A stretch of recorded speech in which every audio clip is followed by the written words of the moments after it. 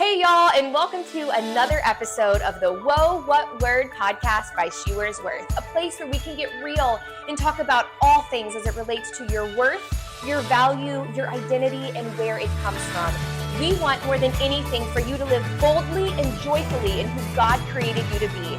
We are so glad that you're here. Hey y'all, and welcome back to the Whoa, What Word podcast. I am so excited to get to share with you our special guest today. She is a very dear friend of mine. I feel like she is someone that God knew since the beginning of time that I needed on my team. And her and I met in 2017 in an Amsterdam airport. I'll tell you more about that story later. But without further ado, I wanted to introduce you to my sweet, wonderful, God-loving friend, Katherine Healy. Oh, yeah, I'm so excited. Good. I'm so excited. This is going to be so good. So like I said, Katherine and I actually met in 2017 on the way to a mission trip to Africa with the Love Does organization, which is run by Bob Goff. And we're all in this airport getting ready to board our plane. And this girl comes up to me and she just is like, hi, how are you? It's so friendly and bubbly. I just knew instantly that I was going to be friends with her. And since then, she has been someone who has challenged me in my walk with Christ. She's been someone who has encouraged me with truth. And honestly, I tell her all the time that she's like a neon, like solar powered billboard for the Lord. And she's just so fun and great. And she's going to be here today talking to us about some really good stuff in regards to relationships. So Katherine, tell us a little bit about who God made you to be. Who are you? What makes you tick? What puts a smile on your face? First off, so excited about this. So excited to be here. That's the best story of how we met. I'm Katherine. I, first and foremost, follower of Christ, and then kind of throughout that, everything else flows. My job is a counselor. I'm right now in the process of becoming certified for that. So I'm super excited about that. I just got done doing a counseling internship in London, which was such an incredible experience. Yeah. And I feel like with that, just something to the core of who I am, I'm such a people person. I feel like God made me just to want to be in relation with others. And with that, I'm just so passionate because of my career and my faith and my personal life to just not only pursue healthy relationships for myself, but really kind of spread that message to other people, and how when we have healthy relationships, that points to our relationship with God, and it kind of flows out of that.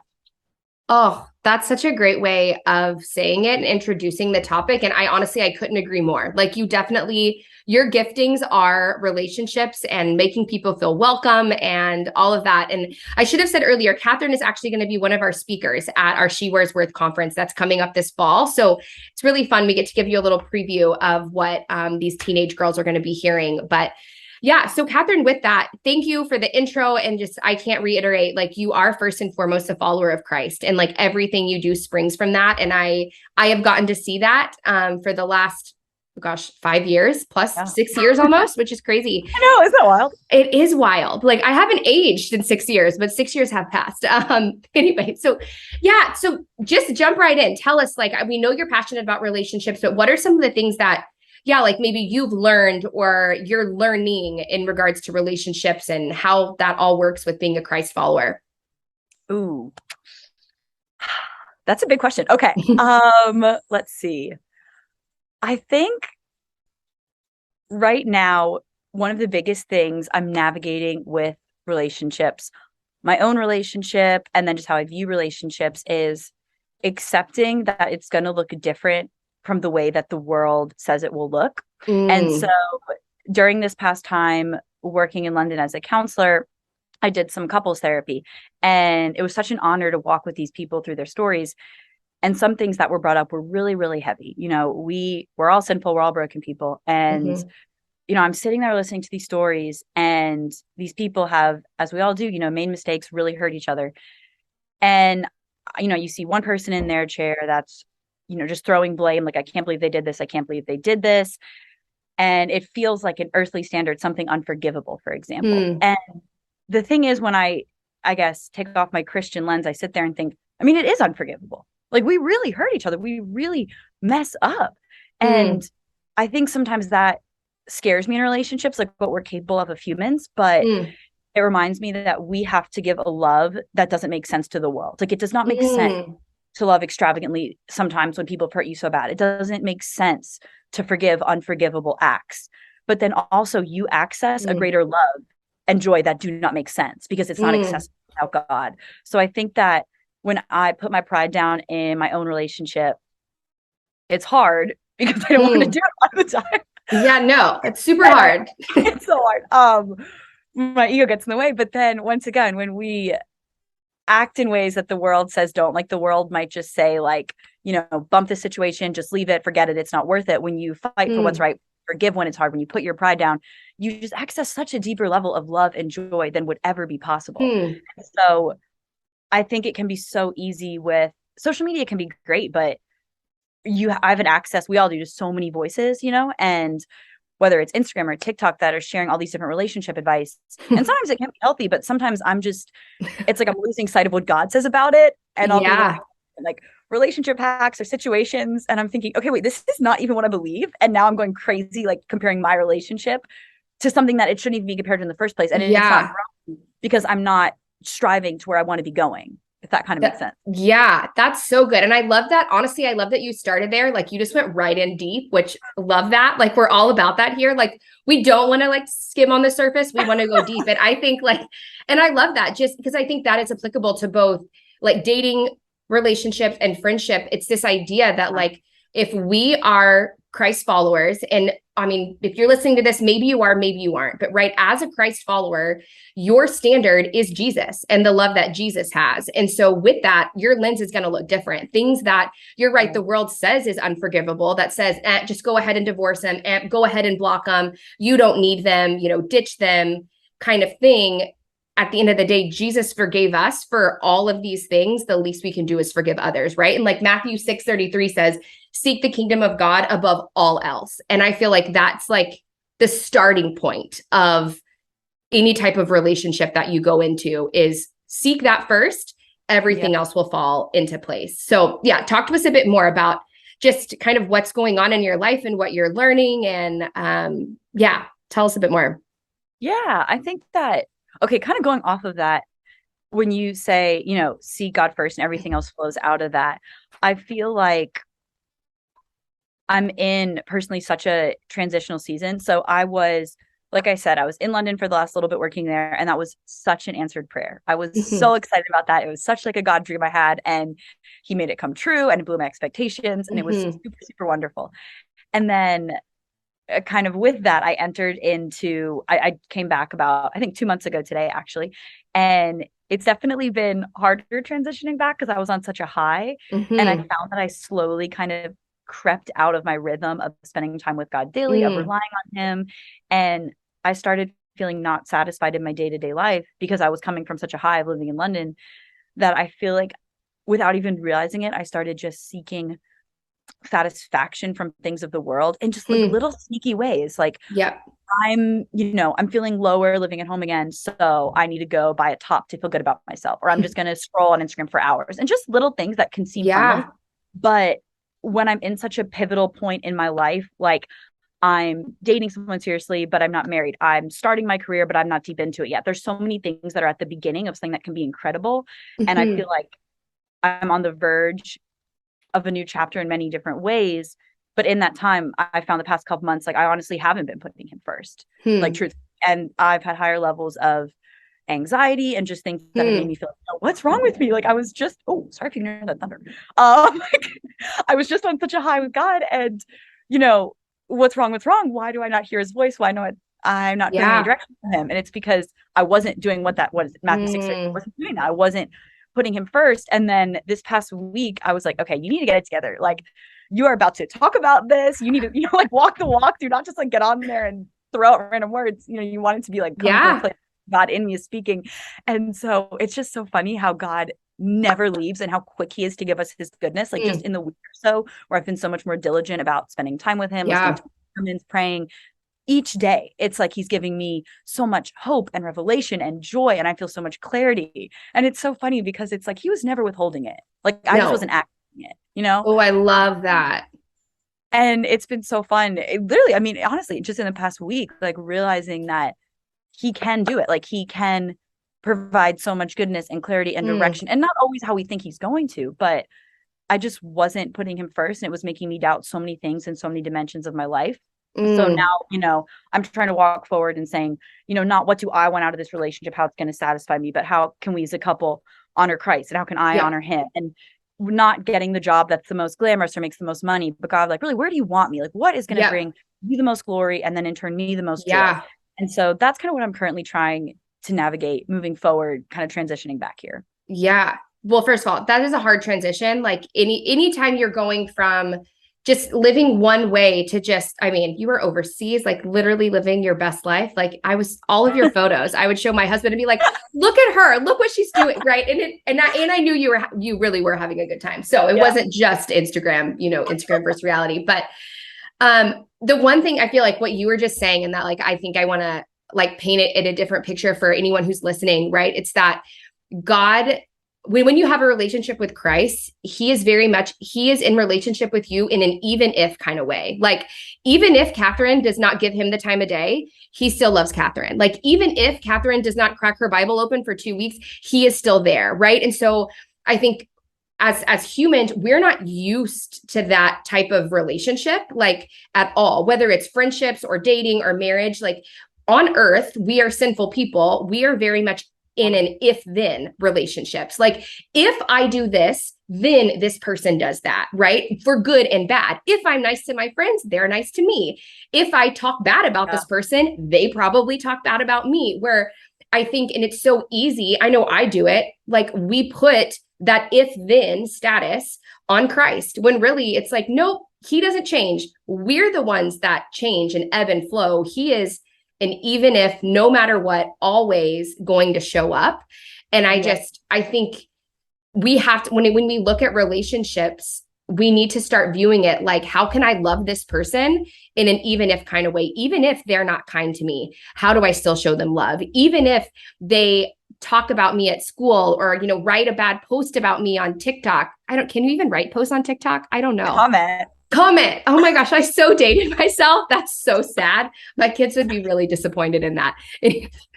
Oh my gosh. Anyways, but I think that's so important to just keep in mind that like how Christ loves us is oftentimes so drastically different than anything that we've experienced in an earthly relationship. Oh no, completely. And when you were saying that, it reminded me of like the idea that it's kind of like we create and sign invisible contracts with everyone we are in relation with, whether we realize it or not. So like, this is going to sound like such a silly example, but when I was earlier on in dating, okay, if he takes 2 hours to text me back, I will wait 3. Like, that's so silly, but that's literally how I would operate. It's so true. Like, let's be real. Everyone who's listening to this, like, totally resonated with that. And they're like, oh yeah, I totally did that with Sam, or I totally did that with Samantha. Yeah, like, for sure. Like, we've all done it. Visible contract with this man, like, I will not look desperate. Like, I will not look desperate. So that's the contract I've created that I've forced you to sign without realizing it. And even with my friends, like, if I feel like you have me, then I'm feeling insecure. I'm not going to reach out to you. Once you start reaching out, then I'll start reaching out. And just imagine how exhausting that is if we could literally see all these invisible contracts we have to keep up with however many people you have connections with in your life. Like, it's impossible. You're going to go crazy and you're going to feel like it's, your value in the relationship is based on how you're performing in these contracts. And you have to it's so exhausting. And I feel like with Jesus, it's just, they're ripped up. It's like, you don't need a contract. Like, I am always here. I am never leaving. You don't have to worry about holding up your end of the bargain. My end will always be there. Oh, that's like so good. But that's such a good analogy. I've never heard that. And I like, that hits hard. Like, that's so true. Like, I think even in our best of intentions of like good contracts, we still do. It's all based on something. Like, it's not just a blanket, no matter what, I will be there. Like, that's so good. So, okay. So you told us a bit, you've now come back. You've been like 2 months here. You're getting back in the swing of things. Like, let's go back, I guess, actually to just Katherine of the past, right? Like, you are in your late 20s. Because I'm your friend, I know some of your history. Mid 20s. Okay, I'm sorry, but you're about to be in your late 20s. I'm in my mid 30s and you're about to be in your late 20s. It's fine. Own it. Your 30s are your best years. Anyways, tell us a bit about like Yeah, just some of the things that you personally have been through in relationships, and maybe seasons looking back that you're like, oh, I wish I would have done that better. Or you know what? Like, man, I'm so glad I did it this way because of, or yeah, take us back to Yeah. Ooh, okay. early 20s, Katherine. Okay. So that is such a good question. I guess I'll kind of start with framing it as what I did incorrectly, but Mm, then kind of how God redeemed that. So love it. early 20s, legitimately early 20s, I said it was in a relationship with a person. And I was like, okay, I could see myself marrying this person. This is going great. But there were certain things about the relationship that did not feel glorifying to God. So I was Mm, experiencing a lot of, to use, I guess, a therapist term, cognitive dissonance, like mental torture because I was living one way, but I mm, knew that Christ wanted me to live a different way. mm, And other parts of the relationship were great. It wasn't like it was all bad. There was a lot of great things that I enjoyed, but there was just certain key parts that I felt like, God, I am just not honoring you in this. Like, I know what you've called me to. I know your mm, standard for relationships. I know what you've called upon my life one day as a wife, as a mother.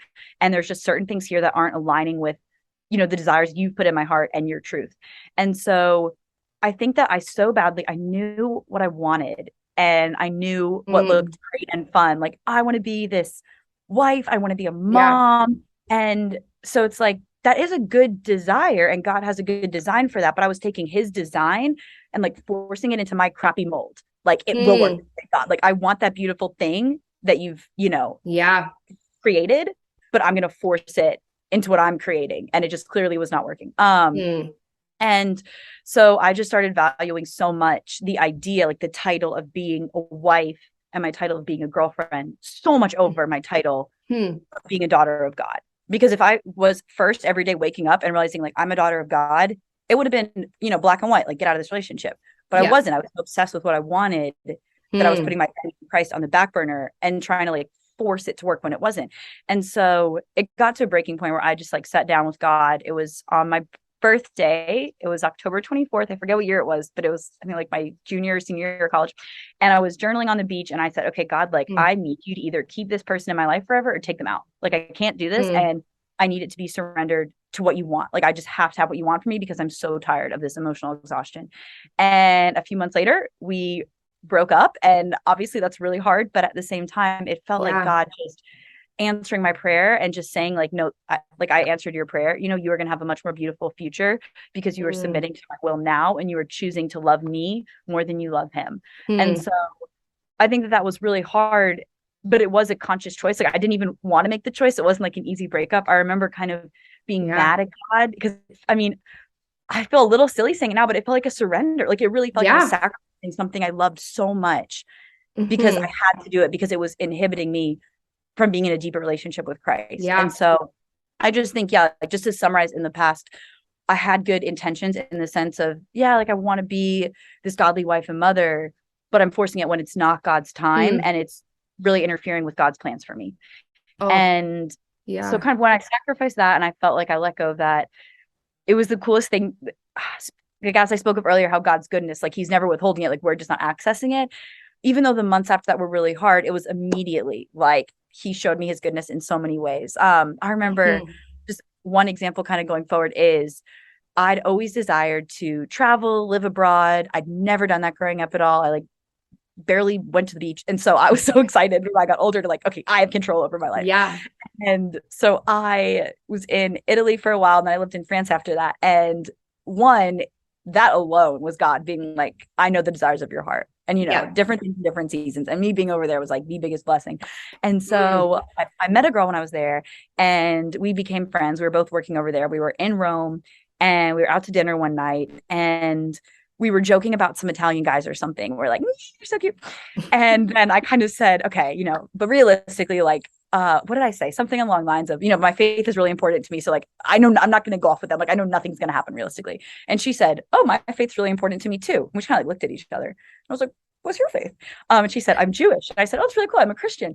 And I will never forget the question she asked me that night. And she was saying, well, really, what do you believe about heaven? What do you believe about the purpose of life and the meaning of life? And what do you believe about God and Jesus? And we just had such a mutual love and respect for each other that it was so fun sharing everything I believed in and sharing my testimony. And I remember in that moment feeling like, God, you see me. Like Yeah. this was the deepest desire of my heart, to share my faith, literally in the middle of Yeah. Italy with a new friend. Like I felt so Yeah. known and loved by God in that moment. And I just remember Hmm. thinking, like, this is what surrender looks like. Like it's more than I could have Hmm. asked or imagined, you know? That's so And good. so it just led me, not that I've done it perfectly in any way now. Right. There's obviously, I still struggle with things, but like those moments where God has showed me his faithfulness, you realize that, you know, I always have to do it your way, God. Like I'm not gonna do it perfectly, but your way is Yep. always gonna be better than what I can just craft or create for myself. Hey girl, don't forget to grab your tickets to the She Wears Worth conference happening this fall, October 28th and 29th in Winnipeg. This conference is designed to encourage and inspire high school girls to live boldly and confidently in their worth and purpose and to embrace who God created them to be. The link for tickets will be in the show notes. We can't wait to see you there. Oh, that's so good. That whole, and honestly, like I can totally visualize you in that moment having that conversation with her, because you had those conversations with me right before I had went all in with Christ. Like you were one of the main people that were just so open and honest, and like your faith just pours out of you in this just excitement and enthusiasm and beautiful way. And like I know that that's something you desire. So I can visually see you that night, and I just know that that would have been so cool for you. And I just like I appreciate you so much sharing that story, because I also know that that was a very hard breakup. And I think so often like we just think that like life with Christ is easy, right? I don't know why. I don't know where this like came about, like why Yeah. people started thinking it, because I know that's it's not not in true the at Bible, all. but we like do believe that sometimes. Yeah, they think like, oh yeah, well I'm a Christian, so everything's gonna go great in life, and God's gonna hashtag bless me. Like a life with Christ is hard and challenging, because you're having to constantly surrender the things that your flesh want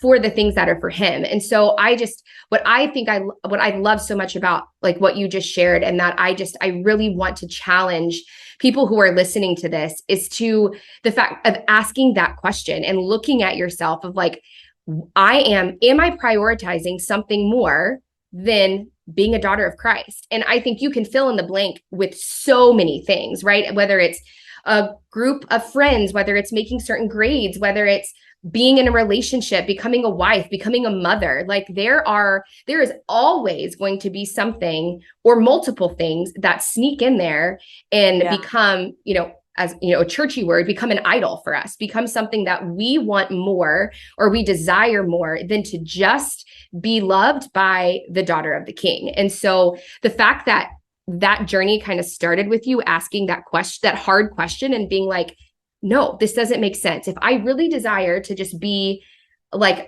God's girl and chase after Him and like tell everyone about Him, then something's got to give. And I think that's really, really hard. So here's a fun, hard question for you. What advice, if you could go back and tell yourself then, or even any like girls listening now that are kind of like, oh, dang, okay, I'm feeling really convicted. I put this first, or I really desire this. What are some advice, encouragements that you would give them to help them lay that down at the foot of the cross and get back to just chasing after Jesus? Ooh, okay. That is a good question. I know you have some good advice because you give it to me all the time.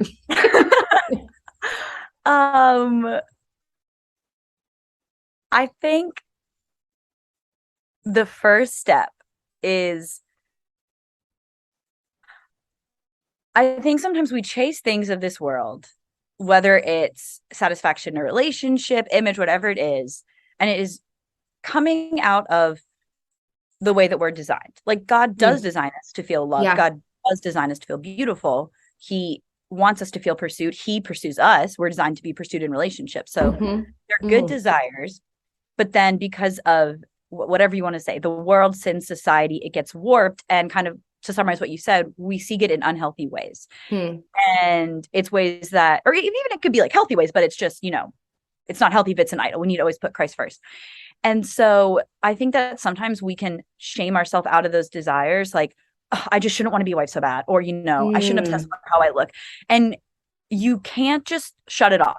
I don't think. I think that shaming yourself and just shutting it off and saying, I don't need to worry about this, I don't need to think about this, it's not going to work, because God created us to be loved and beautiful and relational and intentional. And so I think that it's pausing and saying, I love that I want to seek beauty in this world. I love that I want to feel loved. I love that I want to be desired. Like, I'm worth that. And you are. Don't shut it down, but seek it from your first love first, which is Christ. And so, I mean, this might sound like a cheesy, tangible thing to say, like, go on a date with Jesus or ask him how you can fall in love with him first. But I mean, really, that's to me what's been the most transformative, is pausing and reflecting. Okay, God, like, what are the times I felt the most beautiful? Truly, if I'm seeking beauty from outside sources.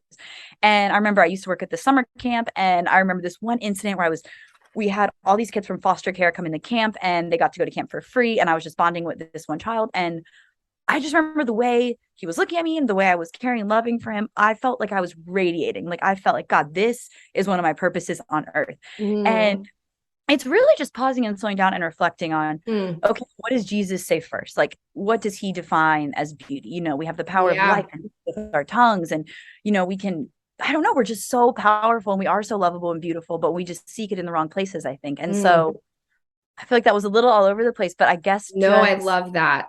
You know what I mean? Like, really viewing him as your first love, and asking him, being really straight up, being like, God, like, I do not feel satisfied right now. Like, show me beauty in the world, give me, like, make me feel loved in little ways. And, he's not a genie. It's not that it's, you're going to say that and then in 5 seconds, something might happen. It might not. Right. But yeah, it's just really intentionally being in relationship with him first before, if you're upset, instead of immediately calling my boyfriend, okay, you know what? I need to pray first. I need to read the Bible in little tangible ways, just to make sure that I'm putting God before anyone else on earth. I love that. And I think there's I know this is like an exercise that I honestly do a lot, mostly because I feel like I put my worth and value into all of the wrong things so easily. And I run an organization that literally tells you not to do that, yet I literally find myself doing it all the time. It's hard. It's hard. It is. And that's the thing too, that I hope that we hear this, and this is like all an encouragement and not something like every day, like, there's a reason why it says, like, every single day, like, start your day with Jesus, like, be still and know that I am God. Like, it's a constant thing. It's not like, oh, I know my worth is in Jesus, I'm good to go. Like, the devil isn't going to come after me anymore. Like, it's the exact opposite. I feel like the more confident I am in Christ, that's when the devil comes in and he's like, yeah, but remember how you really, really want this. And it's like, oh yeah, I do want that. So to be able to even write down, and I love that you said, like, don't shame your desires. Like, I think whatever age you are, whatever season of life you're going in, like, you have desires on your heart, whether it's getting into a university or getting a job, or maybe it is being a wife and being a mom. Like, there's nothing wrong with that. Like, naming what those desires are, naming what kind of relationships you desire to be in. Like, God, I want to find a really good group of friends at school. God, I want to find, writing those down and then handing them over and asking God for his help, rather than trying to put it, like, God, I want to be seen. Okay, well, if you want to be seen, it's probably not the best way to go about and, like, scroll on TikTok for hours, or to go on Instagram. Like, you're not going to be, no one is seeing you. And, like, newsflash, you're not actually seeing them either. So I love that. I love how, like, do not shame what you desire, but, like, to call it out.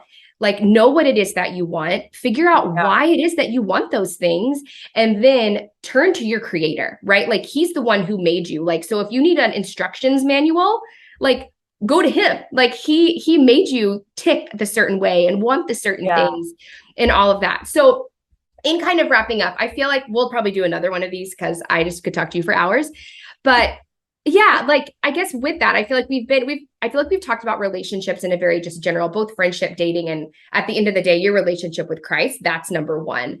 What are some of your just, like, hopes and dreams around continuing to grow your relationship with Christ, and then how that will affect your relationships with your friends, your relationship with your just current boyfriend, and all of that?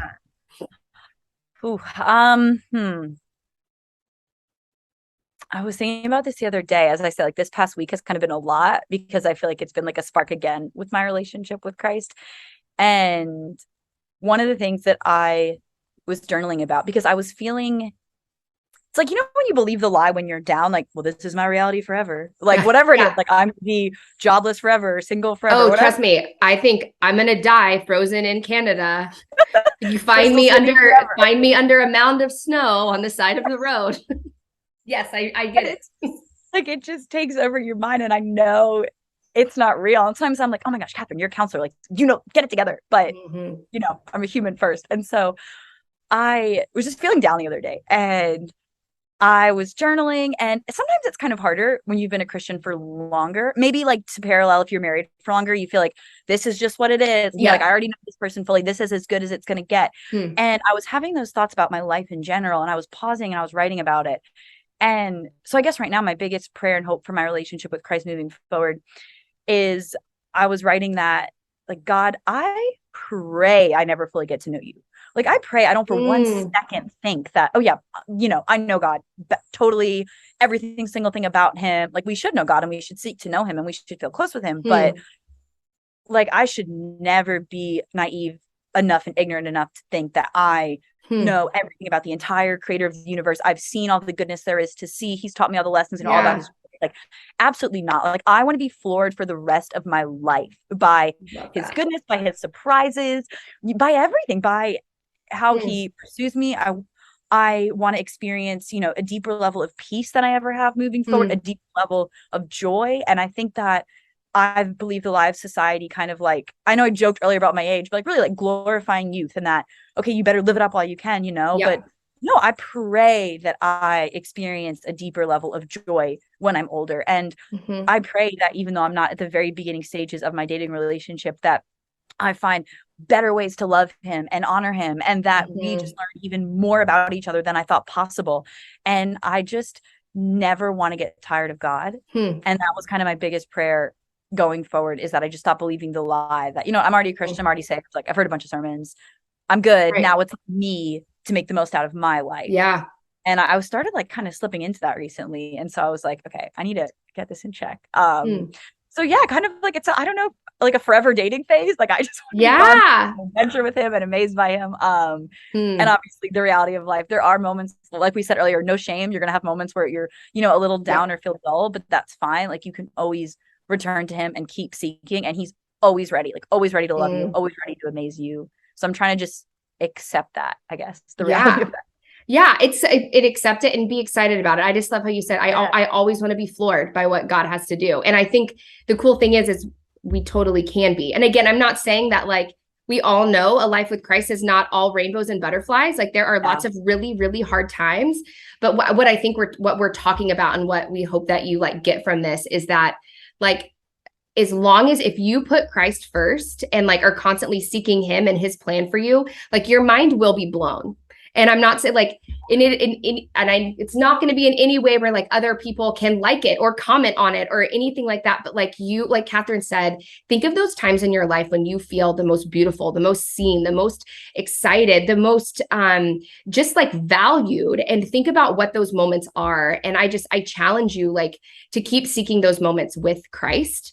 So just to wrap up, we have, like, 2 minutes left, but I just wanted to again say thank you, Katherine, so much for just coming and being honest. I think we'll have to do a couple more of these and get in a little bit more in the nitty gritty of dating relationships, and just, the do's, the don'ts, and the, like, how to walk the line and do it well. But I think this is a good first one of just saying, like, if you want to be in a relationship here on earth, this side of heaven, and you want to do it well, the first thing you have to do is be in a good relationship with Christ. And I love that. I kind of want to just end with Psalm 34. I love it. And I read it all the time because I, like Katherine too, I'm very much a people person. And I want just everyone to get together and, like, love each other and love the Lord and, like, dance to music and, like, and just know their worth and their value and just have that unshakable joy, right? And so Psalm 34 says, "Come, let us tell of the Lord's greatness. Let us exalt his name together." And I love that it says, let us do it together, because, like, where one is, but, like, 2, 3, 4, like, all of us coming together, that is awesome. And I just, last, as I always say, like, thank you for listening to this. I hope you feel challenged by this. And I just encourage you to take action, right? Like, it's great that you came and you listened, but I think a life with Christ, faith is a verb. Faith is acting it out. So whether it's something that I said or Katherine said, maybe something stirring inside of you, maybe you feel convicted or challenged, or honestly a little confused or annoyed by something we said because it doesn't really fit into like what you had planned for your life, take an action, write it down, journal about it, find a mentor. Honestly, you can send me a DM. I will put Katherine's Instagram on here. I'm sure you can reach out to her. She will be a neon sign for you as well. But Katherine, thank you again. You are literally the best. Seriously, thank you for having me. It's been so incredible. Yes. All right. Well, we will see you next week on Whoa What Word. And again, if there's anything you want to hear or hear us talk about, or you're confused about, or you want to know more about, shoot us a DM and we will tackle that topic. See you guys later. Bye. Thanks for listening to this week's episode. If you love what you heard and what we're doing here at She Wears Worth, make sure to follow along at She Wears Worth on all social media platforms. Also, it would mean so much to us if you could subscribe to this podcast, share it with a friend, and leave a comment. We need your help to spread worthiness around. We'll see y'all next week.